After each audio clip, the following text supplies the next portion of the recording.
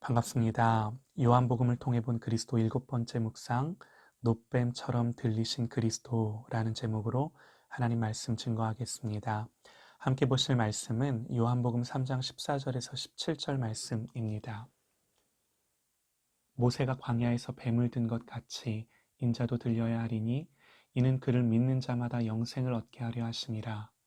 하나님이 세상을 이처럼 사랑하사 독생자를 주셨으니 이는 그를 믿는 자마다 멸망하지 않고 영생을 얻게 하려 하심이라. 하나님이 그 아들을 세상에 보내신 것은 세상을 심판하려 하심이 아니요 그로 말미암아 세상을 구원받게 하려 하심이라. 아멘. 어느 날 니고데모라는 사람이 주님을 찾아옵니다. 선생님, 어떻게 해야 영생을 얻습니까? 주님이 대답하세요. 네가 거듭나지 않으면 하나님 나라를 볼 수 없어. 그러자, 아니 어떻게 사람이 다시 태어날 수가 있단 말입니까? 어떻게 그런 일이 있을 수 있습니까? 재차 묻습니다. 오늘 말씀은 이 질문에 대한 대답입니다.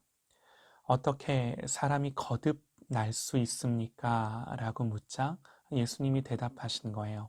모세가 광야에서 뱀을 든 것 같이 인자도 들려야 한다. 여러분, 모세가 광야에서 뱀을 든 사건을 아실 겁니다. 민수기 21장을 보면요. 이스라엘이 에돔 지역을 지나가는데 길이 좀 험했던지 길로 인하여 백성들의 마음이 상했다 그럽니다.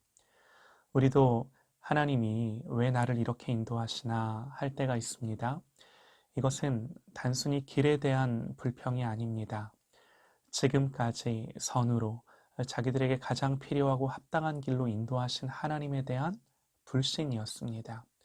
하나님은 그런 그들에게 불뱀을 보내 물게 하셨습니다. 그러자 자기들의 잘못을 인정하며 이 뱀들이 떠나도록 기도해달라 모세에게 부탁합니다. 하나님, 모세가 기도했을 때 모세에게 불뱀을 만들어 장대 위에 달고 뱀에게 물린 자마다 그것을 보게 하면 살 것이다 말씀하시죠. 그래서 놋뱀으로 뱀을 만들어 달았고 그것을 본 자들이 다시 살게 된 사건. 주님은 어떻게 거듭날 수 있는지에 대해 자기 자신을 이 놋뱀에 비유하시며 이 뱀이 들린 것처럼 자기도 들려야 한다 말씀하신 거예요. 다시 말해서 내가 저주받아 나무에 달리지 않으면 너희가 거듭날 방법이 없다는 겁니다.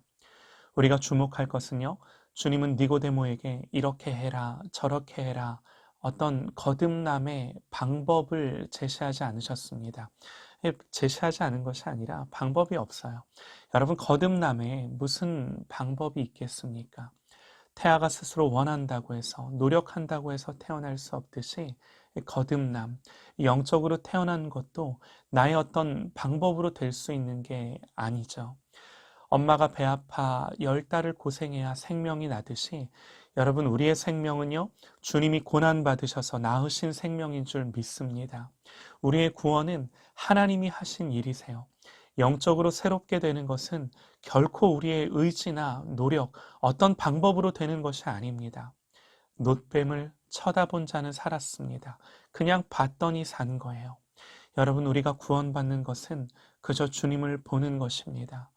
죄인의 모습으로, 저주받은 자의 모습으로 나무에 달린 그 주님을 보는 것이 우리의 거듭남인 줄 믿습니다. 요한복음 8장 28절에요. 이에 예수께서 가라사대 너희는 인자를 든 후에 내가 그인 줄 알고 또 내가 스스로 아무것도 하지 아니하고 오직 아버지께서 가르치신 대로 이런 것을 말하는 줄도 알리라 그러세요. 또 요한복음 12장 32절에서도요.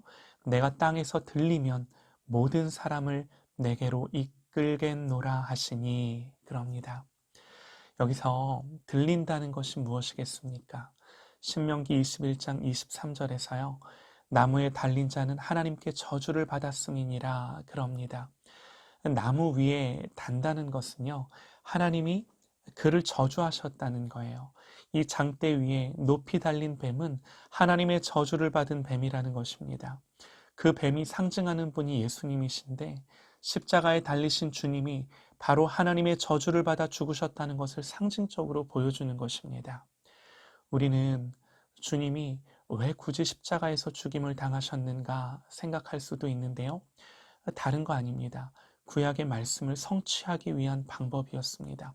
예수님이 저주받으셨음을 우리에게 보여주는 거예요.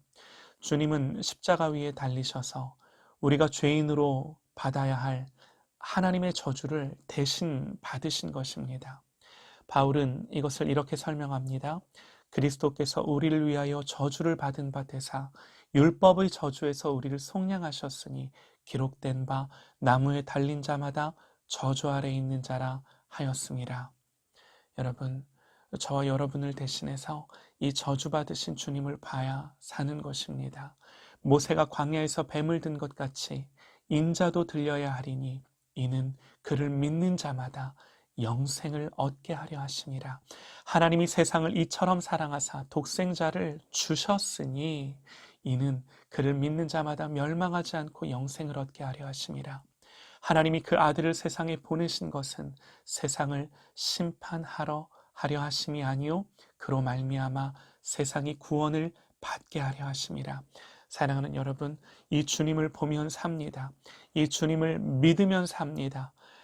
우리를 살리기 위해 저주받으신 이 주님을 외면치 마십시오. 우리의 구원은 오직 이 주님을 보고 믿는 것입니다.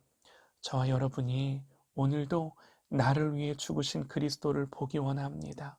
나를 위해 저주받으신 이 주님을 바라볼 수 있는 저와 여러분 되시기를 소망합니다. 혹시 보지 못하는 자들이 있나요?